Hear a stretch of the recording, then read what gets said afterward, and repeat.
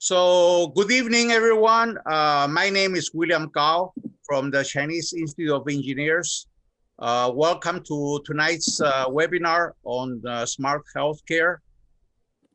Before we actually introduce the speaker and hear the talk this evening, I'm going to just spend a couple minutes introducing briefly the Chinese Institute of Engineers. So we are a nonprofit organization, really trying to address the needs for Chinese engineers and other engineers as well in Silicon Valley. The Chinese Institute of Engineers here, short name is CIE, which stands for the acronym of this for Chinese Institute of Engineers. It was established in Cornell University way back in 1917 by a couple of very well-known Chinese engineers, Zhang Tianyou and Lin Hongxun. So if you actually tally it up, right now we're at 2022. So it's actually our 105th anniversary already for the Chinese Institute of Engineers. The Chinese Institute of Engineers is actually a US association. There are actually about 6 different branches along the East Coast in New York City, Dallas, New Mexico, Seattle, Northern California, Southern California. So we are the San Francisco branch of the Chinese Institute of Engineers. So the Chinese Institute of Engineers San Francisco branch was established in 1973. And so locally, we're already our 43rd edition.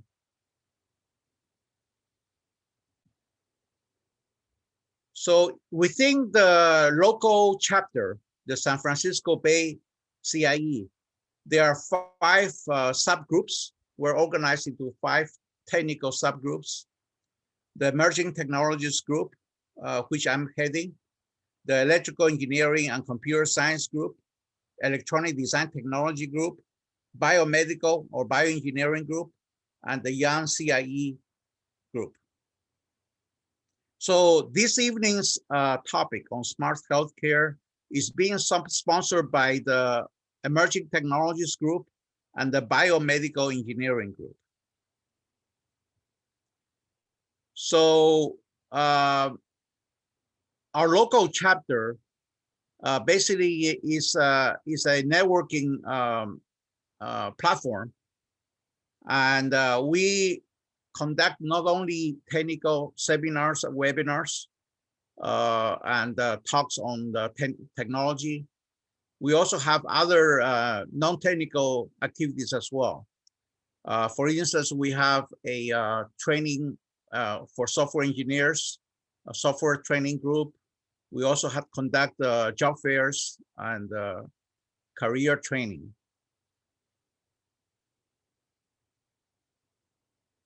So here are some pictures of some local activities that we have conducted in the past years. It is a networking platform. And if any of the participants audience tonight is interested in joining, you're welcome to join our organization. We will show some of the social media so that it enables you to join us. We also have a website, which is a CIE-SF, which stands for San Francisco. So you can check on our website as well for any activities and events. So everybody knows that in the past couple of years, because of the COVID, we were limited to conduct most of our activities virtually. So for example, instead or in lieu of the seminars, we have done webinars instead. So here are some samples of some of the topics that we have conducted in the past 2 years since the COVID-19 hit us. So here's some more samples of some of the activities that we've done online, virtually. One other activity that CIE is very heavily focused is the AAEOI, which stands for Asian American Engineer of the Year program. So this is done in conjunction not only for Chinese, but Asian Americans, including Vietnamese, Indian, Japanese, Korean, and so on. So this is a Asian American program. And that is something that is also very heavily focused in our activities. So in the last one, we also had that we had in 2021, we invited several keynote speakers, and we basically awarded many distinguished engineers from several people working in industry. Okay, so this is my last slide, so that we don't take too much time talking about the institute. But if you're interested in joining the CIE San Francisco, their website is listed here, CIESanFrancisco.org. We also have Facebook, Twitter, and so on, social media. And your guys are welcome to take a screenshot, and we'll be you to join us. All right. So now we're going to go into tonight's webinar.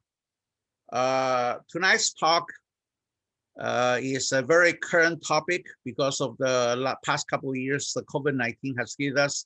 So I'm quite sure that everybody in the audience is very interested in the health-related issues.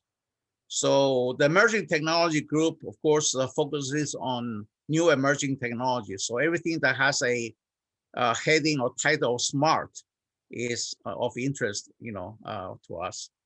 So tonight we're very happy to have Mr. Huayu Gen. Is going to give us a talk on smart healthcare and a lot of the technologies related to smart healthcare.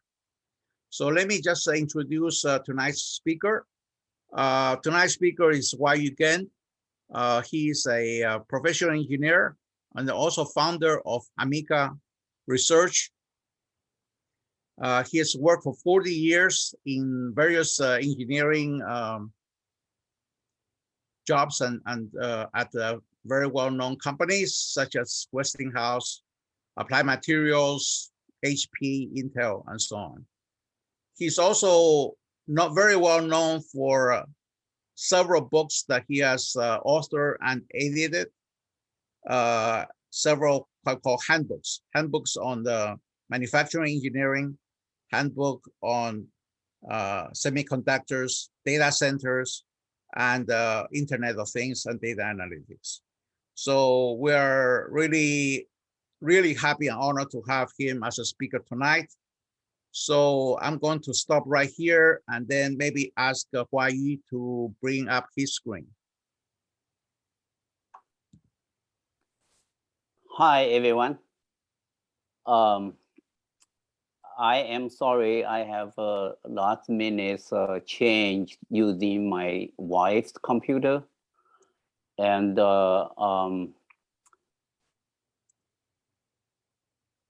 let's see.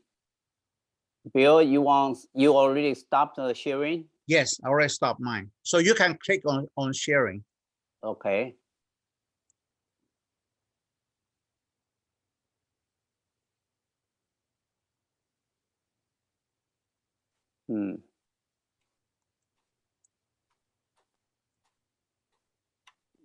Let me try this one. By the way, we were ready and something wrong with my computer. So now I am trying to use my wife's computer, and if this fails, if this not going to happen to share my screen, I will have to ask Bill to share your screen on the PDF file. So can you see my screen or you can? My title screen?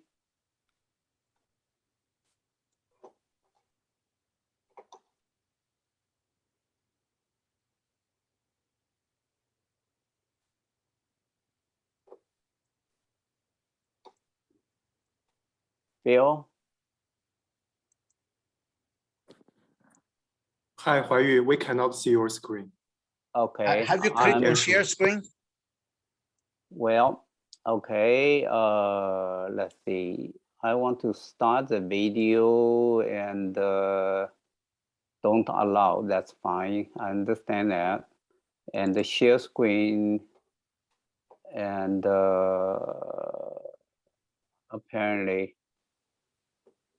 apparently this is not the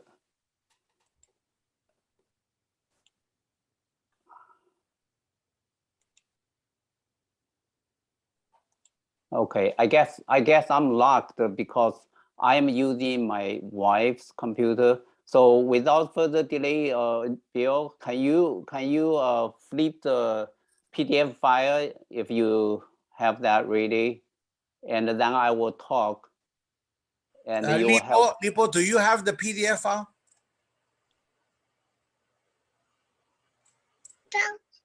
No, I don't have. I'm on my phone, but Okay.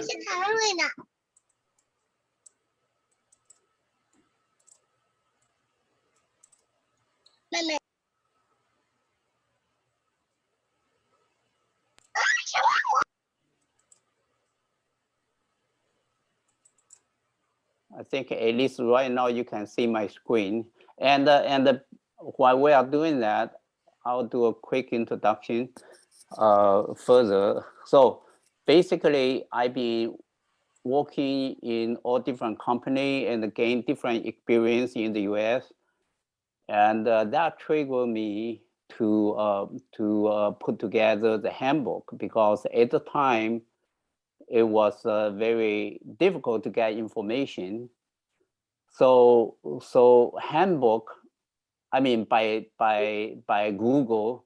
So handbook at the time was very helpful to give people an overview of different subject. From there and the fundamental, and they can at least start working. So Bill, I mean, I need your help to do the PDF, and I can talk even without that if I have to. And so well, let me try. I thought okay. you had everything already under control before we started. I don't know. Right. My apologies. Okay, so talk tonight, the outline basically in 3 different parts. One is on the healthcare system, and the second section is regarding the smart hospital, and the last section is regarding the hospital technology and the case study. So what is the goal? What is the guiding principle for this talk? First of all, I would like to make sure it is audience centered. Now, however, we have like 40 people on the line, and you are working on all different areas. Great, Bill. Can people see some of my screen? Although, you know, yeah, I don't know how to. I can see the screen. Yeah, Bill. But I don't know how to. I don't know how to manage a PDF file. So I don't know. In Chrome, there should be a way you can make it full screen. Go to the 3 dots on top right. Oh, okay, here. And so complete PowerPoint is available to whoever is interested in. And here's my email address, dchandbook@amicaresearch.org, or you can use the same thing, dchandbook@gmail.com, whichever easier for you. And let's back to the guiding principle. Audience, we have so many different people from different fields. I guess, you know, most of them come from different companies doing different things. So how I would be able to put something together which are interested by everyone? So And that is very can difficult. people see some of the screens? Yeah. I cannot manage the Hi. PDF file, so sorry. So Hi, Bill. Last You minute. you can go to the three dots again, and next to Zoom, the other one, or present. How about try presenting? is there? Yeah. Next to your 75%, next to the plus sign. Oh, this one?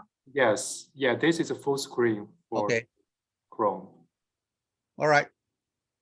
Okay, so like I said, audience from all different area in the Bill, if you can move to the number 3, page 3.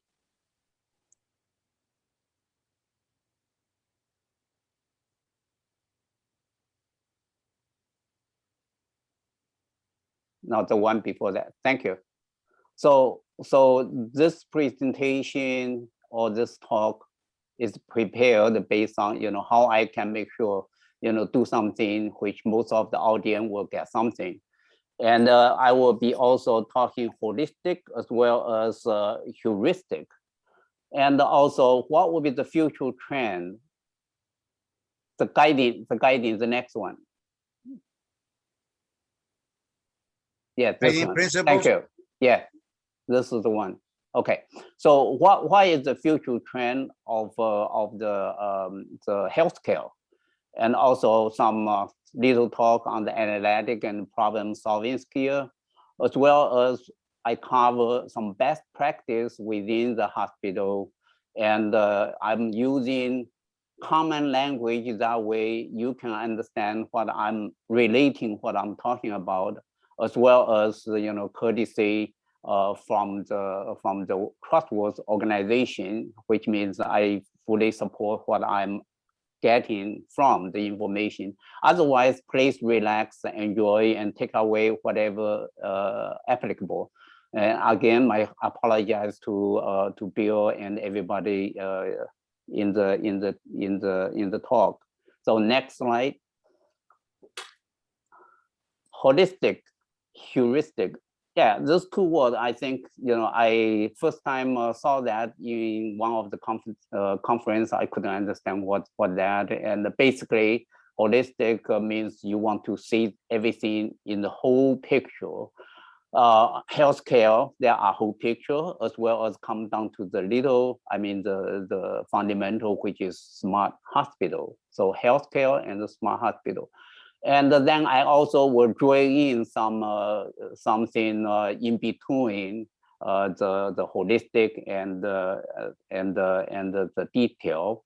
And the heuristic meaning, basically, I hope out of this conference or this talk, you will be able to get some interest in something and questioning, and maybe doing something creative, and maybe even bring you some monetization areas. So next slide. So talk outline. The first thing I'm going to talk about is what is universal versus the US, which is insurance centered.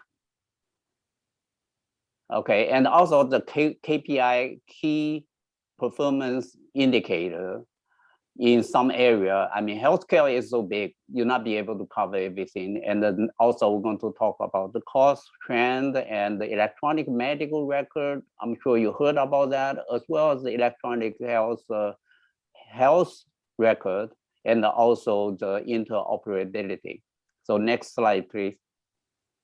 So here, this slide is talking about around the world, there are 20 plus countries, they have universal health care. Basically, the people in those countries will only pay some little co-payment, very little co-payment, and then the government will take care of all the things. And you can see some red line outline the country, and we're going to use them later on in the slide.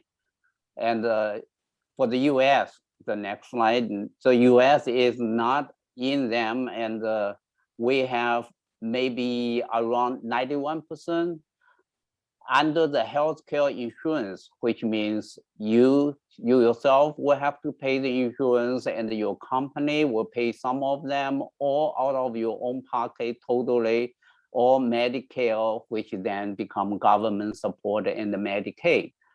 And out of this, so the private health insurance take about 66.5%. And out of the total, we have 8.6% of the people does not have insurance during the year. That is 28 million people. That's a lot of people, considering Ukrainian get out of their country 3 million, and this 38 is a lot of people. So dashboard, if you cannot control, if you cannot manage, you cannot control. So there are so many key KPI, and I'm only going to address a little bit, and that way it is give everybody a flavor about what our US on the healthcare. So population, US we have 330 million, and the rest of the Western country, including Japan, they are far less. Of course, China has a lot, and I put China for the reason of that is a good comparison, I'm sure. And I am trying to be neutral and not like a news. We give you the facts, and you make the judgment how that is right or wrong. Okay, and the GDP, US we have number one, 20.5 trillion. And comparing to the rest of Western and Japan, and China obviously is a follower. Now, not yet, Bill. Come down. Go back to the slide, please. Thank you. So GDP spending on the healthcare for the US is 16.8%, and China is 7.1%. And then I'm going to give some information defense. You can see we have 3.7 and 1.7 versus China. And the rest of the other country is around 1.4 and 2.2. So that is relatively small. So if you compare the ratio, we spend $1 in the healthcare, and we spend $4.5 in. I mean, we spend. I'm sorry, this is reverse. Okay, we spend healthcare $9. This is in other side. Another should be spend $9.1. Canada spend 9.1 and to $1 on the defense, and we spend 4.5 to $1.1. So meaning we spend a lot of money on the defense and less money on the healthcare. And comparing to the last column, which is average tax percentage, the rest of the country you can see is 23, 38, 22, 23, and we are 22. So relatively we are close to them. We spend about same amount of money, and we spend lesser money in the healthcare. Okay, so next slide. So OECD, for those not familiar with, that is an organization, economic cooperation and development. It's a international organization doing things very important for United Nations. And here, I don't know if you can see the full screen on your right hand, which will show you US is about 13,000. Can everybody say the far right of the chart? No, go ahead. Move on. No problem. Okay. Thank you. Don't worry about the details. Okay, so we have 1.3 thousand, I mean 13K from US per person. And then you comparing the rest of the country we mentioned earlier, they are far less. Okay, now next screen, if we're talking about how many doctors we have per 1,000 population, and then we have again less, it is 2.6 per 1,000 people. Japan is 2.4, it's close, but the rest of the country has more doctors. So the next screen will tell you how many nurses do we have. Okay, we are doing more nurse, and Japan will be the next one, but still very close to us, and comparing to the rest of the country. So we are doing, we have lesser doctor, we have more nurse comparing to other countries. Are we doing better? Next slide, please. So actually, we have to be very careful when you go to the hospital, because it is a place we think we are very safe, and we have peace of mind when we see the doctor, but you have to be very careful because there are many medical errors, and we have like 251,000 deaths per year. And that is the third leading cause in the United States from the medical side. And also we are worse than the rest of the country around the world. So is that be able to change? Yes. Based on the simulation, there are organization change that can help. Organizational change, that is a big change. It's not just a small change. Now, this report is come from National Institute of Health. Okay, so what kind of error we made? Okay, wrong side of the operation, wrong procedure, wrong patient. If you think about this, it is very alarming. Which means, when you go to the hospital, be alert. And I have some real world answer, which is on the right-hand corner. The first one is one of my uncle. He is 99 years old and went to Stanford University Hospital to do a pacekeeper change. And he passed away during the operation. And my auntie, who was 93 in New York, one of the hospitals there, and the doctor gave her some anesthetic shot, and then she never came back. One of my manager, his father is a doctor. He knows it is dangerous in the hospital sometimes. So he has a knee surgery because of playing basketball. And before the operation, he asked the doctor, and no, he said, doctor, that is the wrong knee. We are on the another knee. Okay, so he cut it before into the operations room, and then before the procedure. My son-in-law was in the hospital, and it happened. My daughter was a medical doctor and was with him, and be able to handle things properly. And the second case for my granddaughter, again, my daughter was on the side. She has a heart patching work, open heart surgery, basically. And she was 1 year old. And then the nurse forgot giving her painkiller, and her chart showing abnormal, and then my daughter catch that. So my point is, it's happened. May never happen to you, but be alert, okay?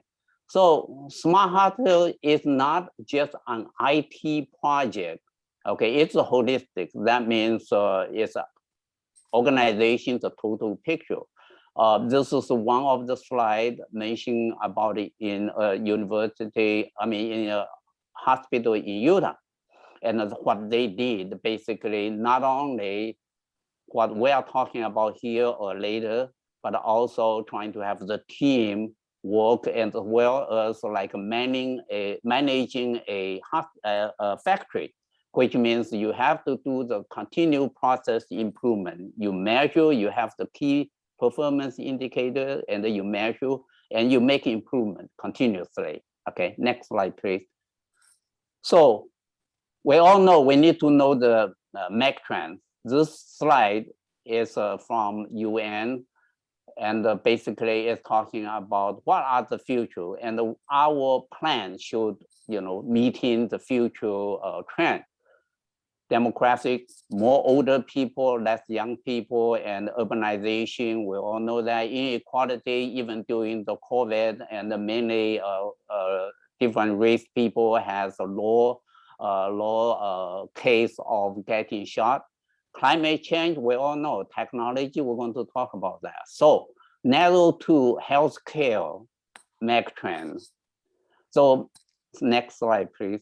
The healthcare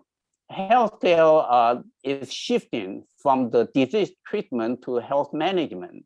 This is what we've been doing, and people debate whether this is important or other, but I think prevention is more important. It's up to you how you look at that. And also the outcome and the quality. We already see the error rate, and that is something for a patient. We're looking for a safe and the quality and the good experience of the result. That's another thing. In the hospital, at one time, hospital has everything. Now, some office is moving out of hospital, and so whatever live inside the hospital are essential, like X-ray, some operation room, and so forth. And family doctor, you don't have to go to the hospital to do an annual check. That's a retailization, as well as lab tests. And the lab test is coming out of the hospital and go to the local lab. And also inform the patient. And I think we all in the electronic age, and we know how important and how easy that can be done. Lastly is value. We want to have the value. We have lost near cost and the better services and accountability. So ecosystem. Okay, so basically we're talking about now the hospital is not like in the past. You want to come over the hospital because you need them. Now the hospital have to turn around saying, hey, what people need and how I can help them to make them more healthy and happy at the end. So starting from the upper right corner, and that is transportation. I mentioned earlier why some Black neighborhoods, they have lesser rate of getting COVID. It's for the reason of transportation. And this not only just happened during the COVID time, but also in the normal, many people, they won't be able to get onto the bus to the hospital for the checkup. So their birth rate and the fatality rate is higher than the other race. And then the low one, the second one is talking about the mixed reality. We're talking about virtual reality. We're talking about the augmented reality, and I will also talk a little bit about the what can be done on the metaverse. And then wearable, meaning we will be able to do many things now remote from hospital. Okay, so center is a patient, but we can do things remotely, like we doing the last year COVID, last couple of years, all the office visits now becoming online, same as this meeting. And also the next one is the medical service. We talk about that, and the insurance. Okay, so next slide is also talking about a patient center, but now we go beyond just the medical. In other words, the medical record and the health record, they are somewhat carry different things. At the end, they all combine together. But the healthcare, now we're talking about your point of the care from the home information, your preventive, your exercise in the gym, and the clinic is away from the hospital, but there is a central depository, be able to get those information, etc. So this is been changing, decentralization and the patient center. Okay, next slide, please.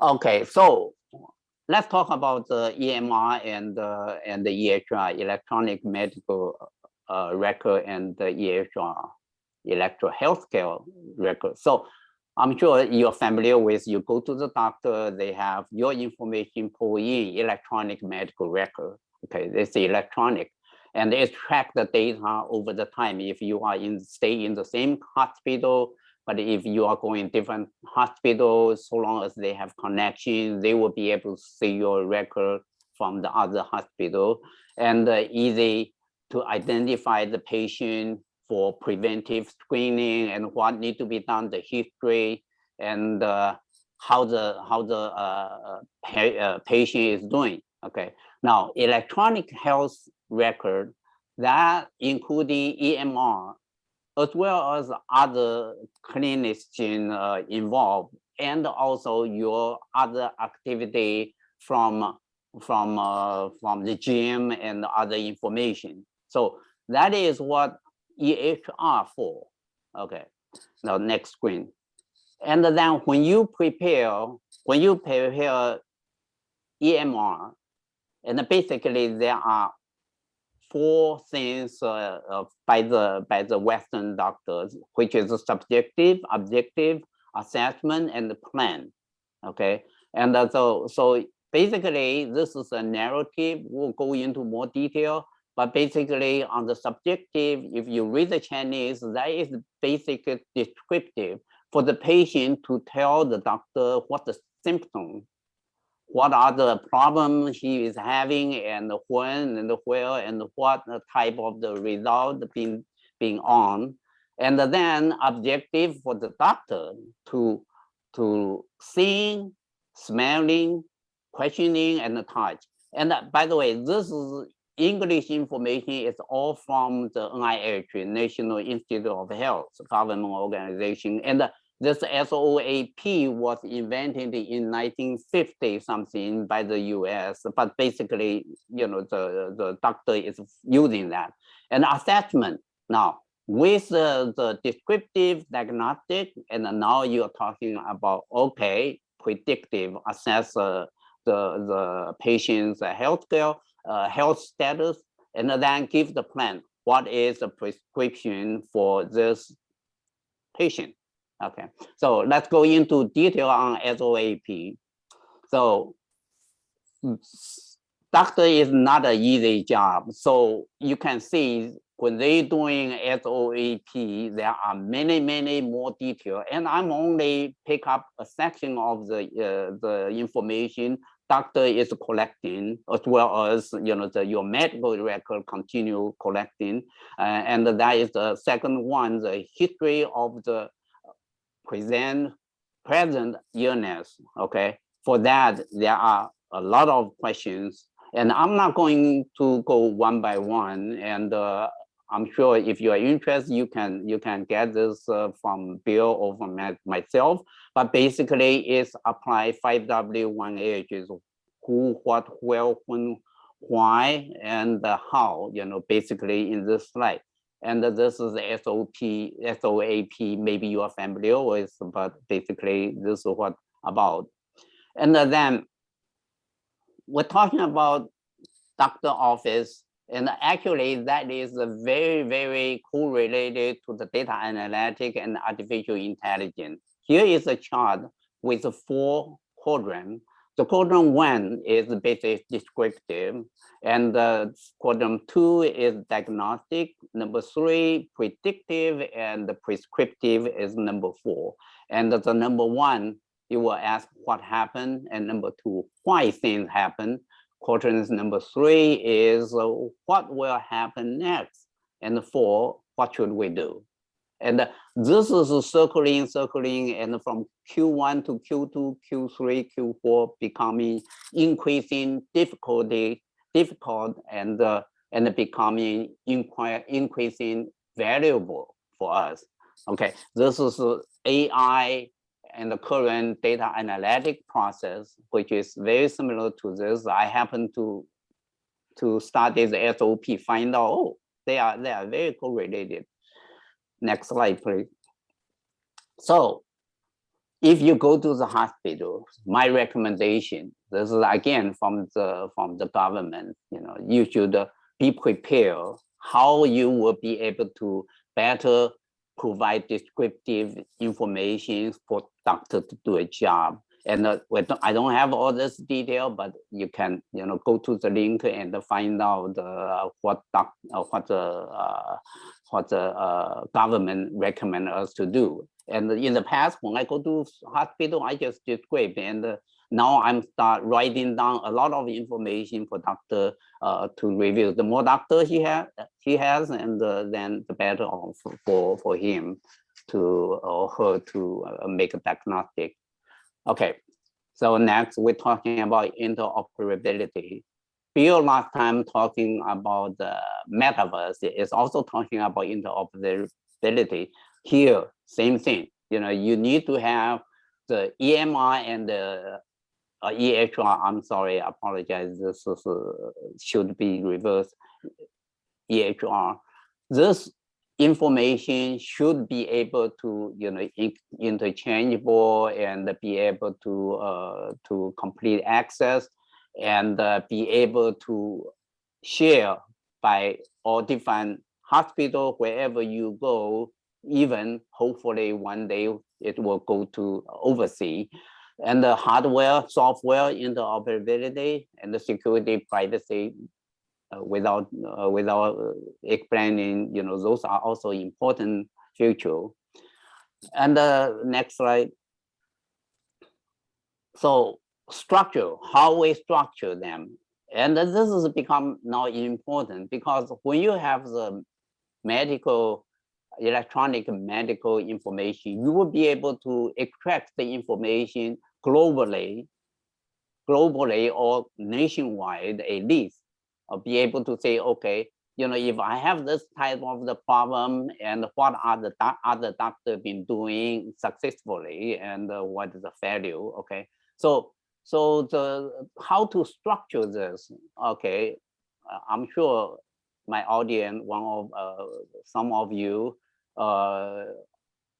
understand the data collection. It's the ETL, extract and transfer and the load data, and then go to AI. So how we structure the data, and what I'm trying to point out here is, there are many things we can do and monetize this, not only just service to our society.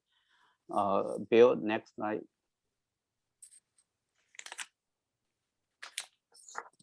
So there is a process. Here is a process. It's a lot simple, but basically, you get the information and you sort them out and you put in the database, and then the other side of people, which means the doctor or research group, they will be able to extract the information and be able to do the analysis and come out something good. Okay. And how easy is that? Okay, it's easy than talk, okay, we said, okay, we will just collect them and then do that. In the US, basically the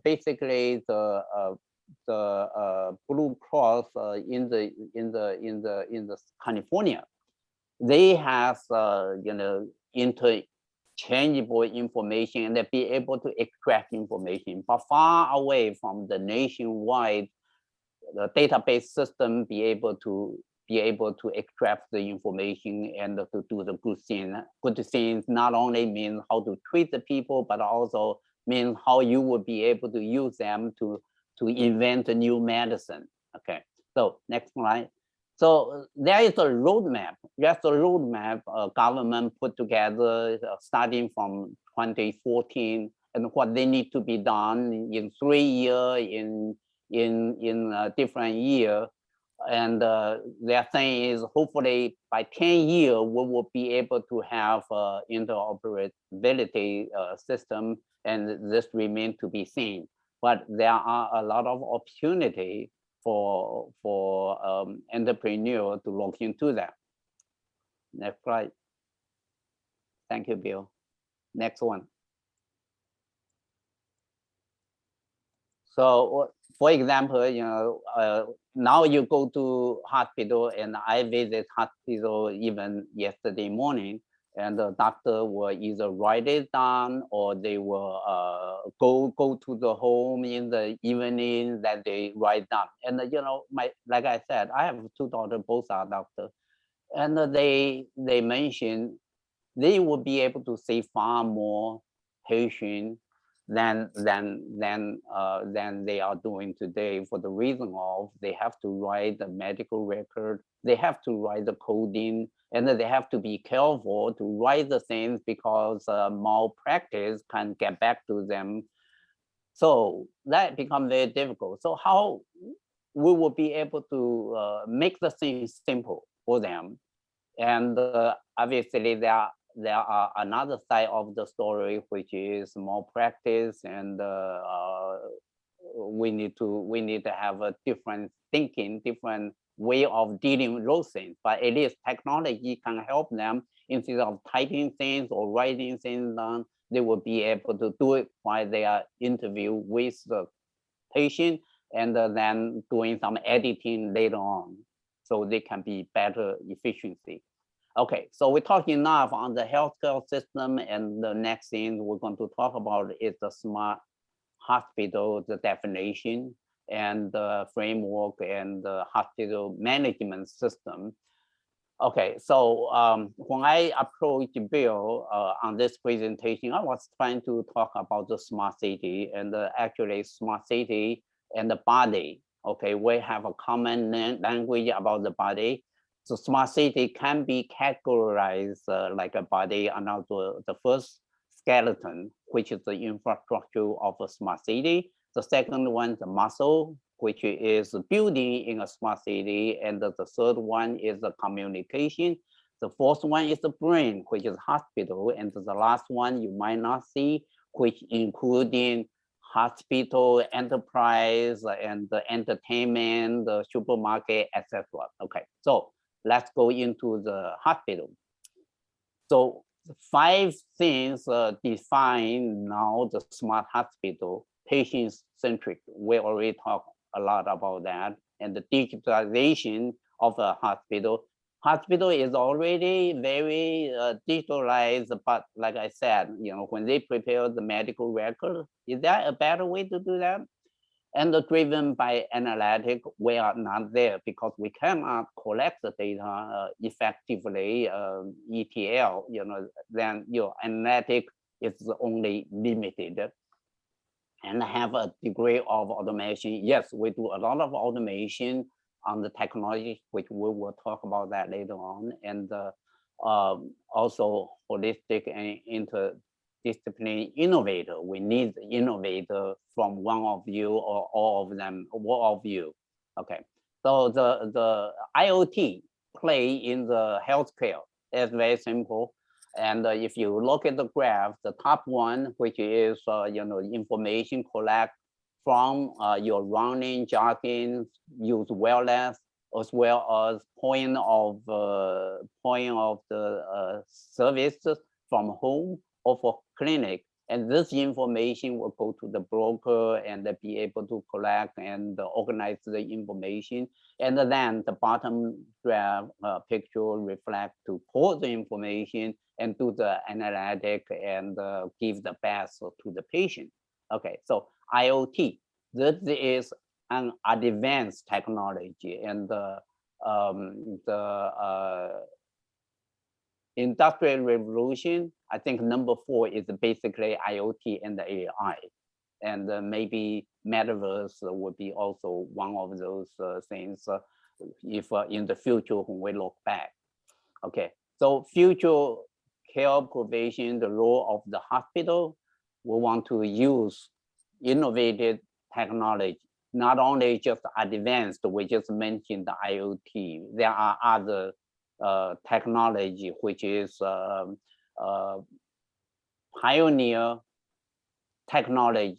Pioneer technology is also kind of like a mature, but not yet, and then emerging, which is metaverse here.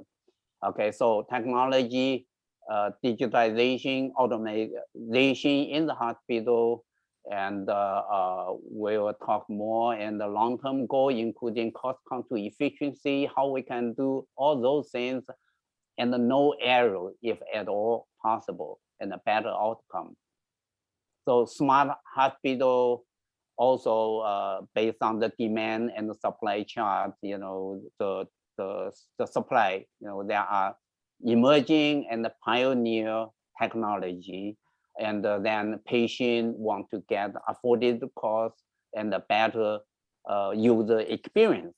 Okay, so that's the demand and the supply. And the next slide, please. So here is a smart hospital framework, patient-centered, and from top, the hospital administration. So I talked to my daughters many times about the hospital administration, as well as my son-in-law, who is also a healthcare entrepreneur, and he one time was in a very important role playing Obama care. Okay, so hospital administration is there, but are we in a very good case there? I remember I went to one of the hospital, and they have industrial engineering type of the things, and that is what they call the hospital administration degree, and trying to do how we can find the problem and trying to make the improvement. Okay, that's important. We talk about electronic medical and the health record and the asset management. We heard about sometimes the asset was incorrectly using the wrong gas and so forth. That does happen. It did happen. Okay, so it's still going to happen unless, you know, we really have a good handle. Hopefully that will never happen. And the predictive facilitate the management, you know, how you can do the better from the Internet of the Things, the edge, cloud computing, and there should be more edge computing in the smart hospital. And then obviously we still need the cloud computing to do the big AI analytics and so forth. And the best practice is another thing. This is still very important. And the best practice, not necessarily high tech, but how you manage your supply and how you be able to save the money, not get you know, the order point that is in the manufacturing they use all the time. The hospital, not necessarily, you know, they want to make sure they got everything, and by the time it expires, okay, it's go down to the drain, to the trash can. Okay, cybersecurity, we know that's important. Climate change, that is going to get to us one of those days, and it's already here actually. So hospital is also going to be in that area. So we need to consider all those things. So summarize a smart hospital definition. You might have your own. You can see this one. I do not have any source because I Google. By the way, Google is the best the search engine I ever use. I create 7 different handbook. Without the Google, it's impossible to do that.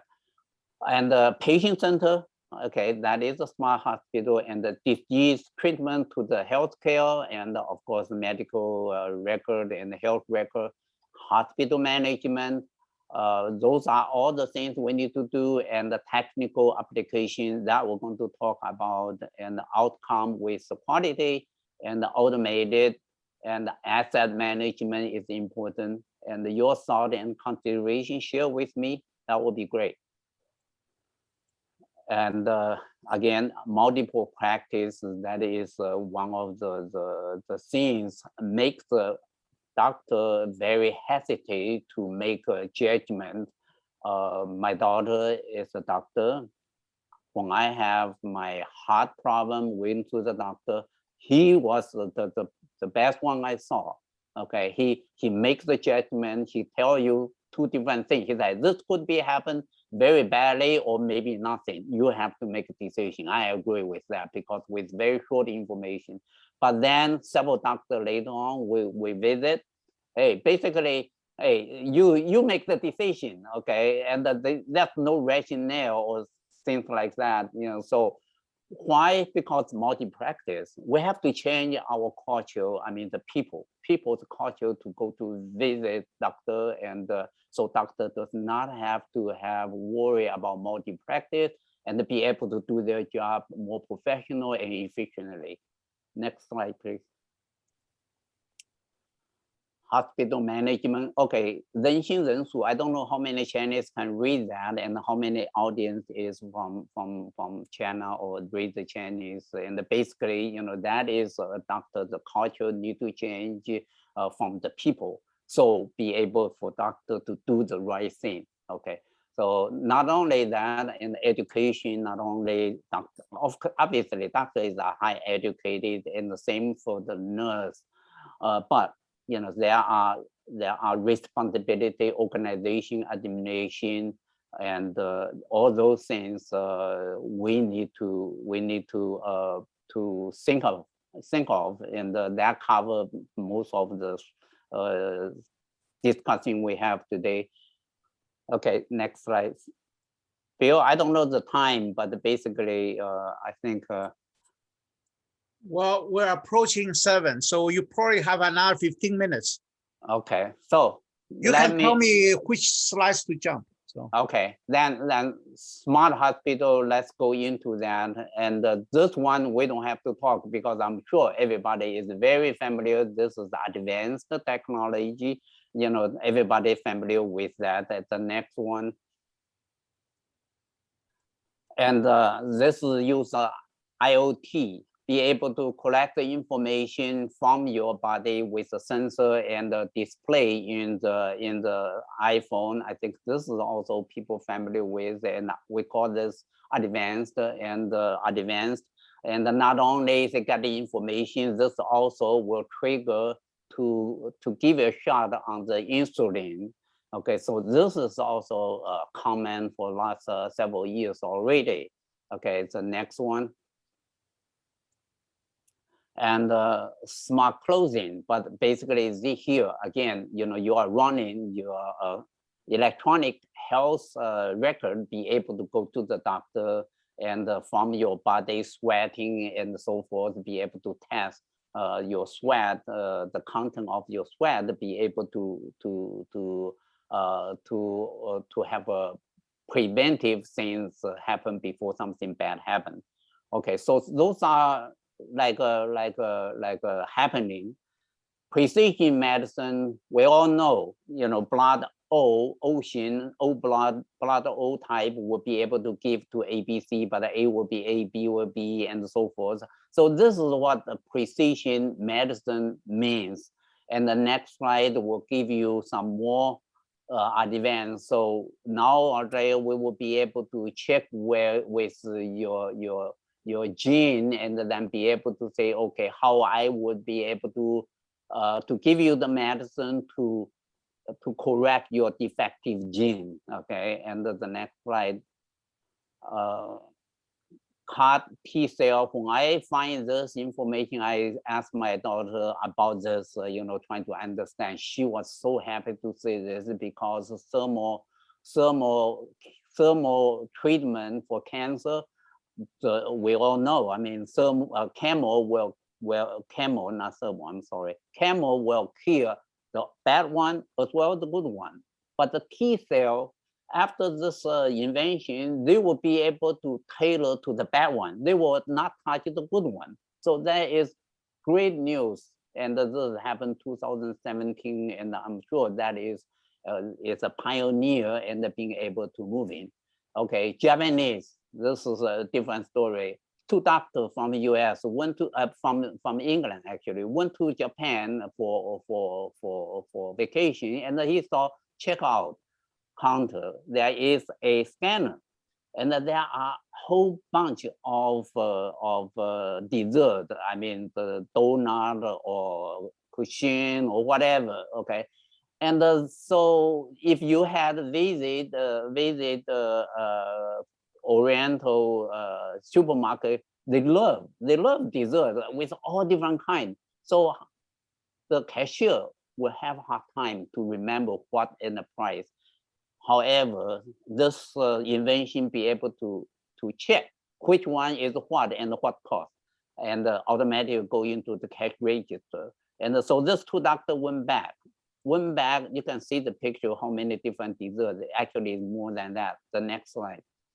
So he went back and he said, okay, let's try use that. And he invented this person. He's an entrepreneur in Japan. He invented him trying to say, okay, tell us if you can tell the difference from the good sale and the bad sale out of this picture. And this guy did it.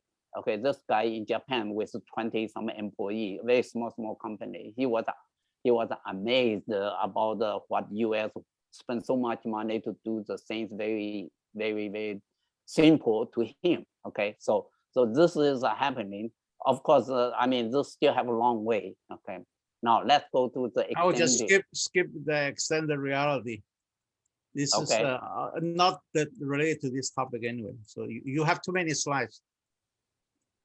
How many minutes do I have? You got only about 10 to 12 minutes, and you're only halfway through your slides. No, I don't want to go through the whole place. Okay. I mean, it's well, your call. So yeah, please. You want to talk about this? Go ahead. Yeah. I'm sorry. Yeah, I do want to talk about that. Okay, then you know, it's always confusing AR and the VR and the MR. So this from NIST, this is a good picture. He said, okay, AR and the VR, you can see that, and in between is the mixed reality. And he calls the whole thing is extended reality. Of course, this is using all different places, including the manufacturing or the fire or the hospital. Okay, so the next slide, please. I think I'm going to finish this and with the time for Q&A. Okay, so virtual reality, we all know they are digitalized, and you will be able to go into there where the HoloLens and augmented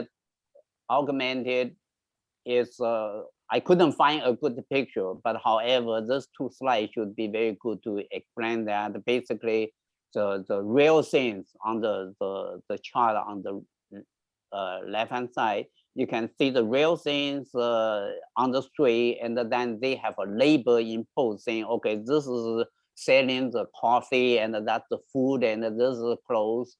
And for the right one, which is the same thing, if you are working on a car, and you are not familiar with what is what, okay, so they can have this imposed augmented reality and pointing out to you what is what, and step by step walk you through how to repair or replace something. And augmented reality is the same thing, like the on that car repair. You know, you will be able to have augmented. And here, first you talk about virtual, but then the augmented reality, be able to put a label on top of the real thing. That way help you to go to the right side of the operation or the right bone of the operation. So next slide, please. They said this is number one. Palo Alto VA hospital, number one, use 5G and also the augmented reality. And the 5G definitely important, because before that you use wire. I don't know if you remember, if you wear that lens, you use a lot of wire, you cannot even move your head. But with 5G, that problem being solved. And then you can do the clinic training, pre-surgery planning. That is important, and the guideline, operative guideline. I do not know whether they did operation in here or they just guideline, the guidance for the people.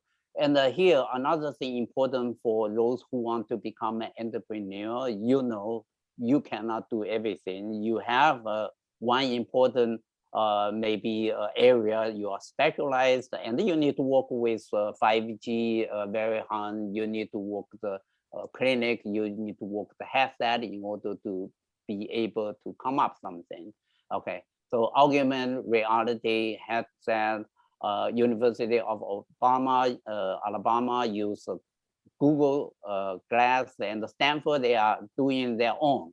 Okay, Johns Hopkins, they are working with an Israel company doing this augmented things. So let's see how they do. I mean, okay, let's next slide. We can just very flash through.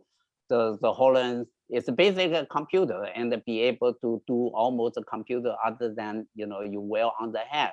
Okay, next slide. So this is some structure of that. And next slide, please. Surgery, augmented surgery.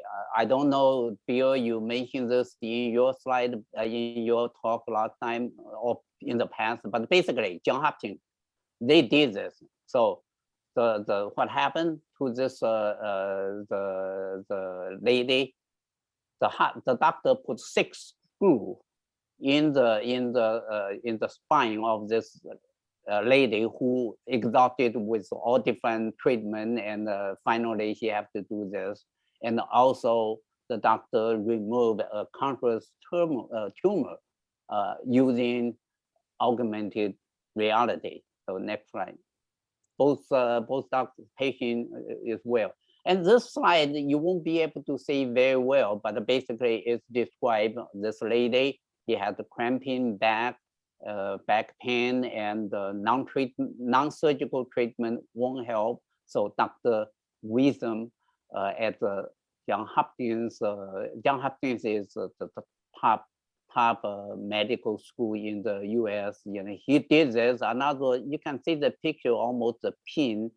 And so basically what happened here is, okay, you still have to open this back of the patient. However, the MRI and the CT, all those things be able already collect the information on the area where you need to put the pin. And so when this happens, you have augmented and the real thing together, like I show you on the car, and you will be able to put the pin correctly. Okay, so this is what Dr. Wisdom had done, and that is great. Okay, so this slide basically saying all different things, and let's keep to the very last one, metaverse medical visit. We'll be able to do that. Another, the medical metaverse is what? She can do psychiatric and the patient without going to the office. Okay, so we can see the next slide, which is a little bit clear. So mixed reality, we already saw that earlier, extended, we saw that formula in the metaverse, and it's mixed reality plus the real world, which means, yes, it is like a video conference with your doctor, but however, there is addition, another, the patient and the doctor will be able to interact on certain things. And I feel bad I'm not able to give you the short video about that metaverse, but that is what the metaverse will be able to do that. So metaverse be able, this is what I'm calling emerging. Okay, it's not happening full force, but it's emerging there. Okay, so you will be able to put yourself in there. Think about this. If you buy food, order the food electronic from Whole Foods, and you look at the picture, and then you place the order, and then you go pick up, right? Or they deliver. Now, if we go to the metaverse, and if that happen over there, and that means you will be able to pick, and there will be a real thing to pick. So when they come to you, you will have the one you pick. Okay. So now we change to the robot. Next slide. Robot surgery, and there are 800 U.S. hospitals. There are I forgot 6,000 hospital in 3,000 hospital in the U.S. But it's 800 already has robotic, and that will less blood loss. Post-surgery pain is minimum, and less medication because the cutting and so forth being so precise, so little, and very little complication, and very little scarring, and quick recovery. That's robotic. And my son-in-law's father recently had a prostate cancer removed using this robotic, okay, this robot, and be able to do that. And by the way, here important, 5G is very, very important, because when you do these things, the transportation communication has to be very fast and seamless, as well as if there are something happen on the robot, be able to go to the robot builder, the manufacturing, be able to correct any problem that might have happened, just like what happened to my computer today. Okay, so next slide. So the following slide is very simple. Basically, robot not only for the surgical, you can do like a receptionist, and then the next slide will be able to do other things like sanitize the operations room, or sanitize the car, the transit train, and also be able to do many things which off shift or dangerous things. So next slide, please. 3D printing. I think we're all familiar with 3D printing, and so on the left hand here is the doctor be able to spend very little money to build a hand for this young boy who had bone deficiency defects on his left hand. Okay, so in the beginning, the boy wouldn't want to even try it until the doctor showed him how funny, how easy, and after he tried several times, he is now very happy. And the right hand, of course, the knee surgery, this joint is by 3D. And the 3D principle, we all know 2D copy machine, and the 3D basically is at the direction, and the 3D kit, every time you put the layer, you move the things down one layer, then put second layer, and then move down, then put third layer, etc., and end up to, you can build something which is more cost efficient. Okay, so here is the first 3D HUD, which still not be able to use, but be able to at least come to that point to use a 3D printing, obviously use a STEM process. Now, on the Israel, that slide, which is important, remember 3D, we talked about earlier, the hand, and we talked earlier about the knee. Those are fixed, so it's very easy to print 3D. Now, if you're talking the heart, inside the heart, there are vessels, there are different things. They are used the steam type of the things you will not be able to build up without collapse or without the scaffold to hold them. Okay, so the last year or so, they went to space shuttle and they tried to build something over there. I didn't track how successful they are in the non-gravity environment to do the 3D printing. So we got 5 minutes. okay, 5 minutes. thank you. Wrap up. Okay, so next one, next slide. So this is also very, very good one. Another, they are not this one, the one, but basically many people born with a heart defect, with a hole in your heart or in the organization there, and they will be able to use 3D printing to build something and be able to implant to the adult. Okay, that's important, to the adult. To children, like I mentioned earlier, my granddaughter, he had an open heart, and they put a synthetic material, and then because my granddaughter was a baby and they are growing, so the meat will eventually grow and wrap around the synthetic stuff. So artificial intelligence, there are many applications. NVIDIA, and you probably know even more than I do, we're talking about edge computing, and the NVIDIA be able to put AI into different chip, and even have the framework for the people to apply, and obviously they will work together with their client. And again, this back to the VA hospital case. You not only need to work with telecommunication people, you also need to work with computer chip manufacturer. And this has become one of the interesting for me because I was into different area. Okay, I think I am going to stop here. You want to go to your conclusion? You want to go to your concluding slides? Yes, go ahead, please. All right.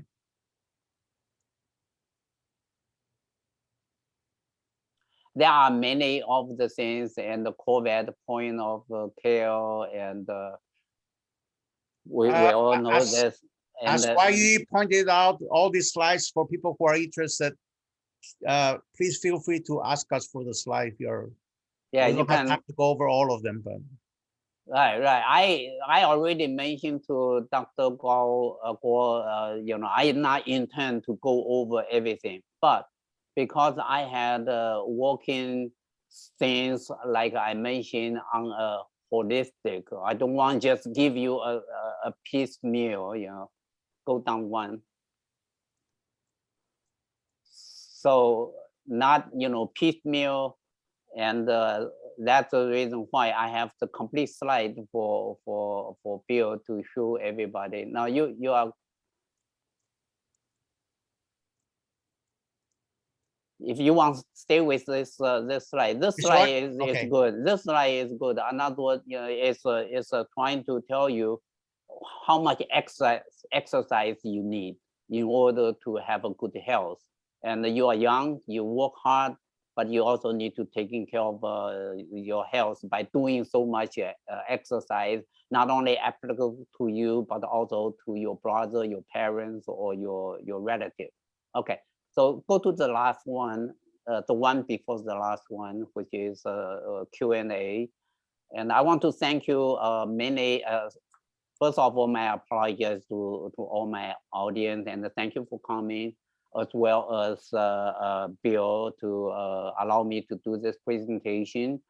And certainly many people, contribute. I use their slide or their knowledge and put it here.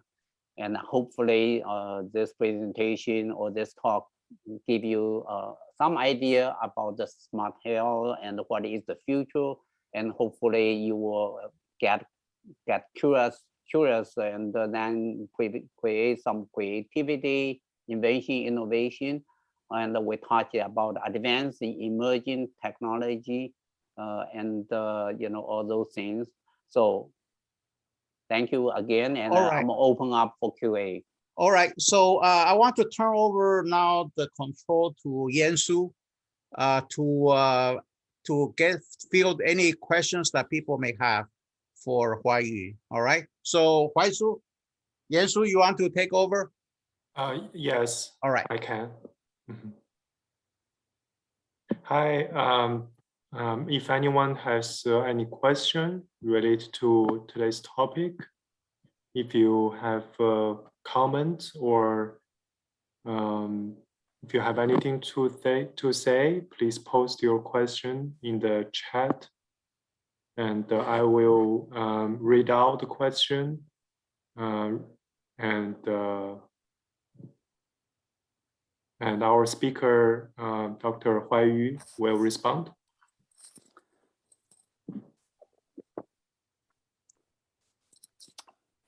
By the way, I am not a doctor, and I have a 2 master's degree, but I did speak in many different international conferences, as well as I spoke in university like Tsinghua, Peking, Zhejiang, what are other school in the Tongji Daxue and some other school, Taiwan University, etc. And my objective is trying to share and to pay back to our societies. If there is no question, if you want to have the slide, feel free to send me this. By the way, the book I had 4 different subjects, and that was an experience collected from my different role in different company, and 3 of them being already translated in Chinese. So if you have interest, or the relative in China want to buy them, and that is, I think, is a very good handbook or reference book for people to have. And I'm not trying to sell. Just like I'm doing the book, that is a lot of time spent and effort, but that's not trying to making money out of that. Okay, Bill.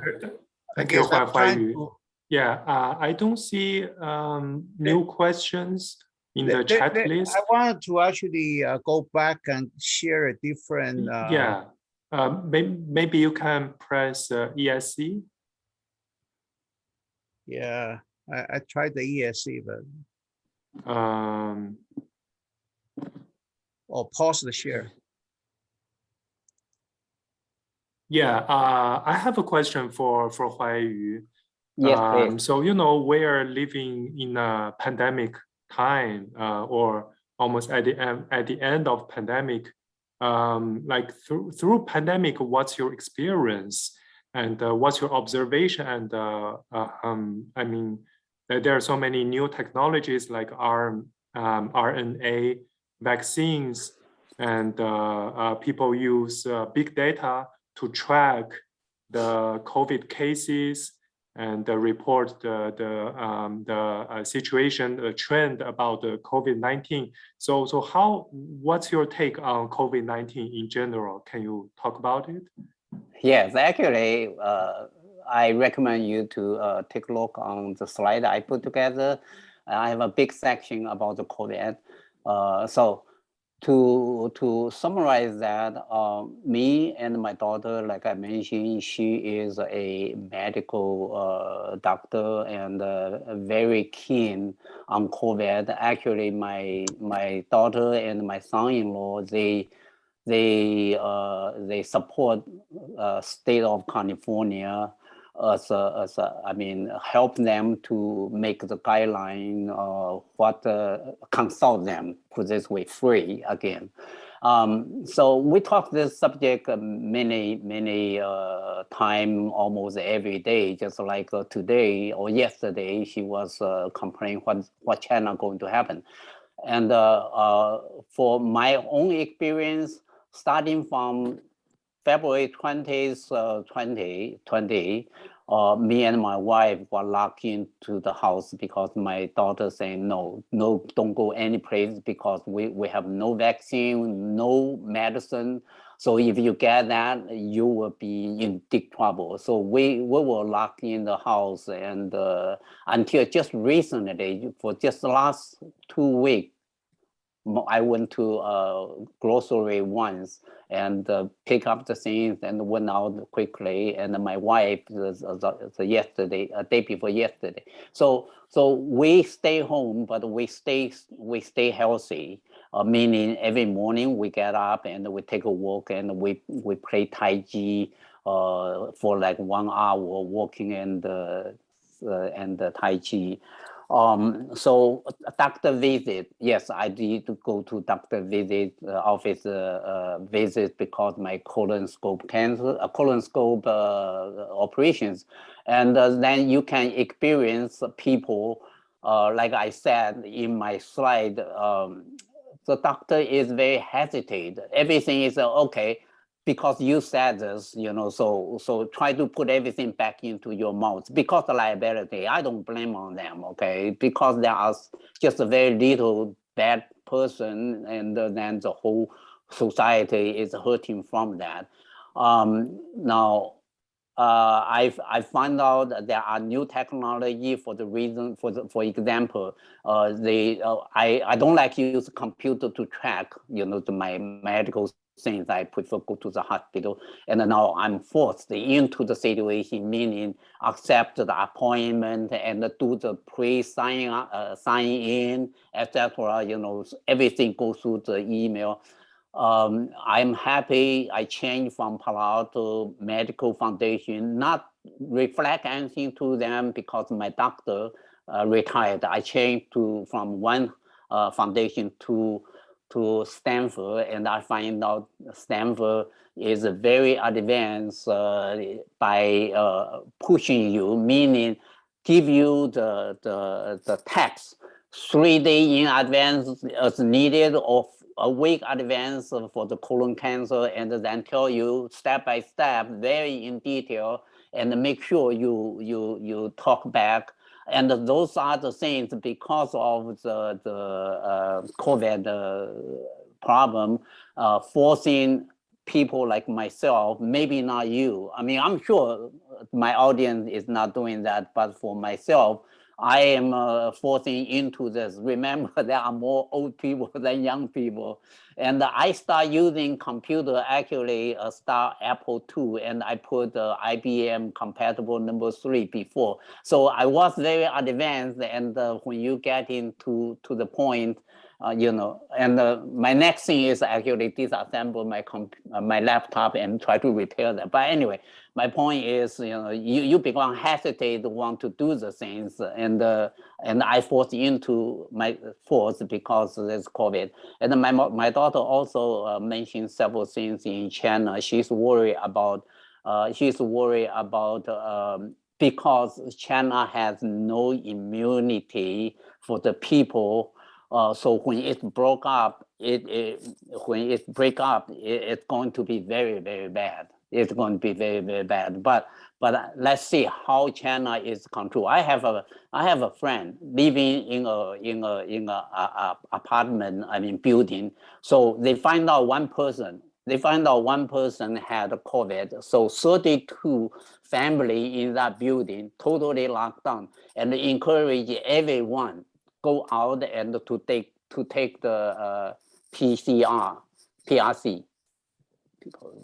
Okay, to take the test, and then otherwise they will be keep locked down. So the mentality is very, very different. Now we're talking about politics. I don't want to talk about that, but Chinese people in China be able to make it today is because they follow the direction and they work together. And in US, we have a red and the blue, and that makes this COVID very difficult, very difficult. And I feel bad for President Biden, but he did a great job on this in this respect. And we can talk more Okay, let me Bill. do a quick interruption because we really want to show our appreciation for YU for giving us this very comprehensive talk on healthcare. If you can see probably my screen, we have actually prepared a certificate for YU to show our appreciation for giving us this interesting talk today. So I'll be sending electronically this certificate. Hopefully everybody can see the certificate on the screen right now. Yes, so, we can see. Thank you. So in order to show our appreciation to Huayu for his talk tonight, we want to actually recognize him for a lot of the time spent preparing this talk. And we really want to thank him. All right. So, thank you so much, Bill. Okay, you're very welcome, Huayu. So for the people who are still have any questions, you are welcome to stay on and ask Huayu or interact with him. And we can always have a private talk. I'm happy to share whatever I know and for you to consider.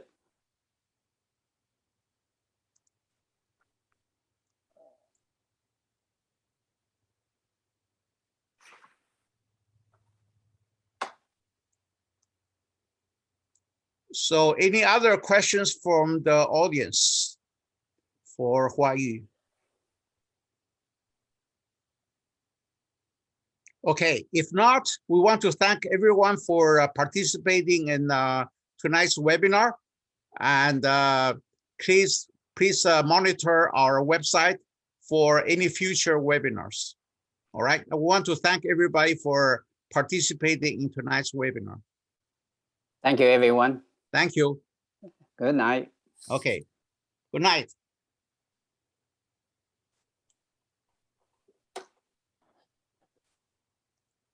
Thank you again, Huayu, and thank you, Bill. I will end the meetings. Okay. Thank you, audience, and see you next time. All right. Thank you. Yansu. So I have a question. I Sure. saw there we are doing the same thing, and I'm trying to see how I can keep the note. I'm trying to, before you totally shut off this, maybe I can do a copy. By the way, we are taping this program, so you're welcome to ask Li Bo for a copy of tonight's taping. Okay. Thank you very much. All right. Thanks.